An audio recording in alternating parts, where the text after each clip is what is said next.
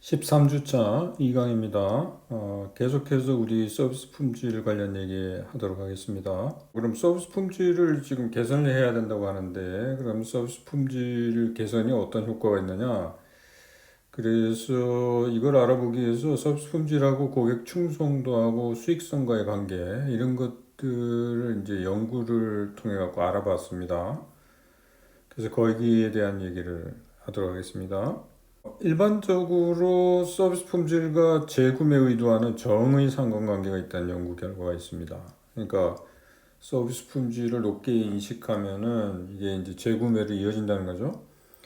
그 다음에 서비스 품질에 대한 인식하고 기업을 추천할 의도와도 정의 관계가 있다는 연구 결과가 있습니다. 그래서 품질 인식이 높으면 그 기업을 이제 다른 사람한테 추천을 한다는 거죠.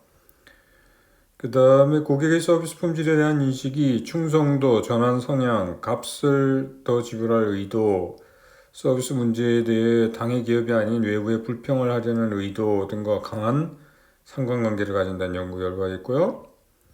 또요다 경우에 긍정적인 구매 경험이 있을 경우에 재구매 의도가 37%에서 45%로 상승하고, 긍정적인 서비스 경험이 있을 경우에 재구매 의도가 37%에서 79%로 상승하며, 긍정적인 구매 경험과 긍정적인 서비스 경험이 모두 있을 경우에 재구매 의도는 37%에서 91%로 상승한다는 조사 결과가 있습니다.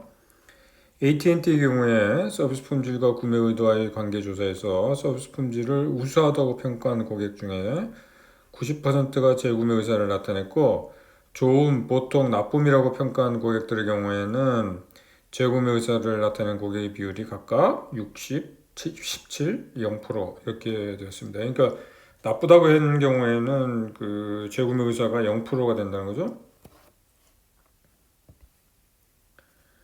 근데 불행하게도 서비스 품질하고 수익성과의 관계는 명확하게 밝혀진 바가 없습니다. 우리가 언뜻 생각하기에는 서비스 품질하고 수익성하고는 정의 관계가 있을 거라고 이렇게 생각은 되지만, 이게 연구를 통해 분명하게 밝혀지지는 않았어요.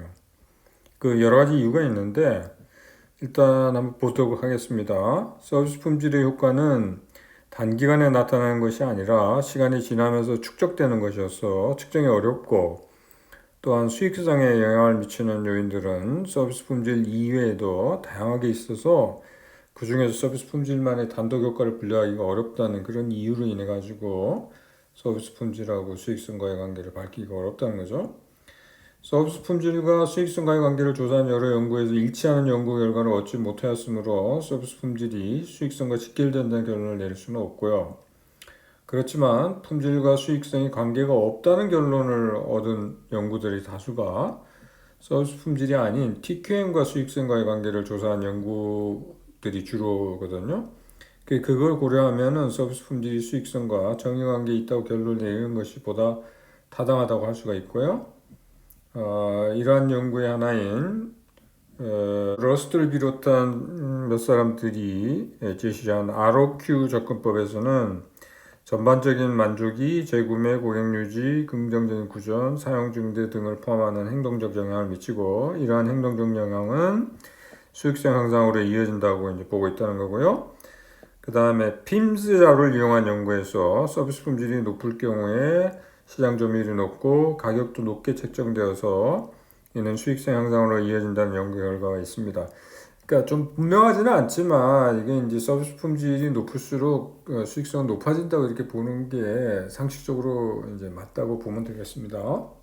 우리가 이제 서비스 품질 관리 방안을 이제 수립을 해야 되는데요. 이걸 하기 전에 몇 가지 우리가 알아야 될 것들을 그랜 루스라는 사람이 좀 정리를 했습니다. 그래서 보면 서비스 품질은 기업의 경영진이 결정하는 게 아니고 고객이 인식하는 거다. 이건 우리가 쭉 얘기를 해왔죠. 그래서 고객이 기대치하고 경험한 거하고 비교를 통해 가지고 이제 평가를 하게 된다는 거죠. 그 다음 두 번째, 서비스 품질과 서비스 프로세스는 분리할 수가 없다는 거예요.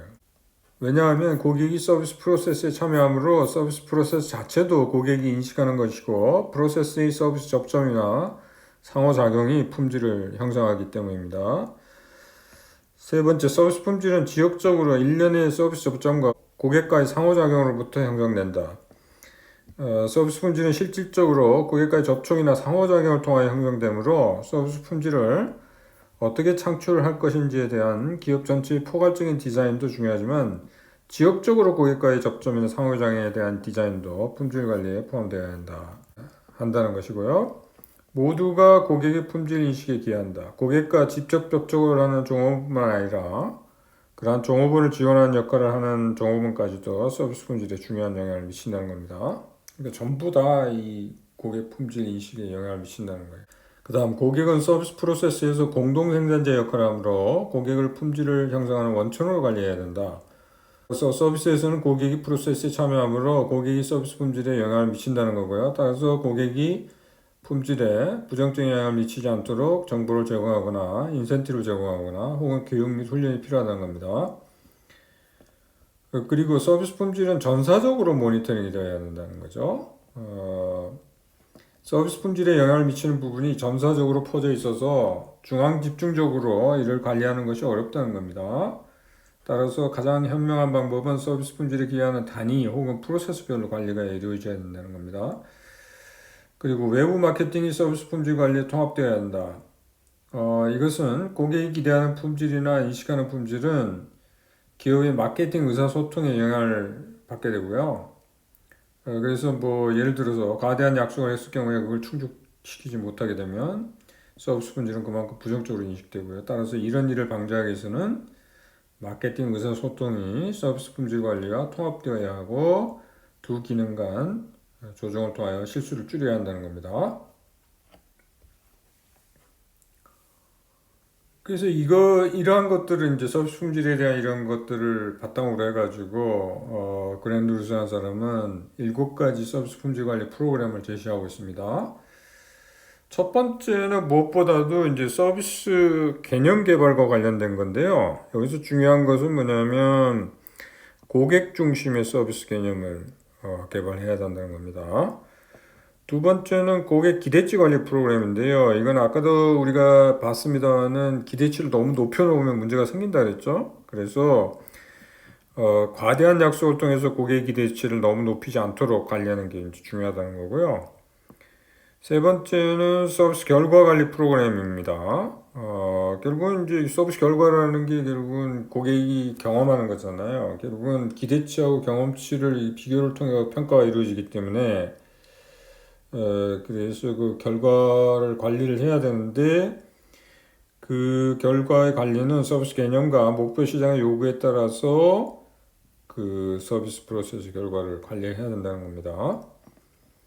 그 다음에 네 번째는 내부 마케팅 프로그램이에요. 이거는 내부 마케팅이라는 건 결국은 서비스 전달 과정에서 이제 종업원의 역할이 굉장히 중요하잖아요.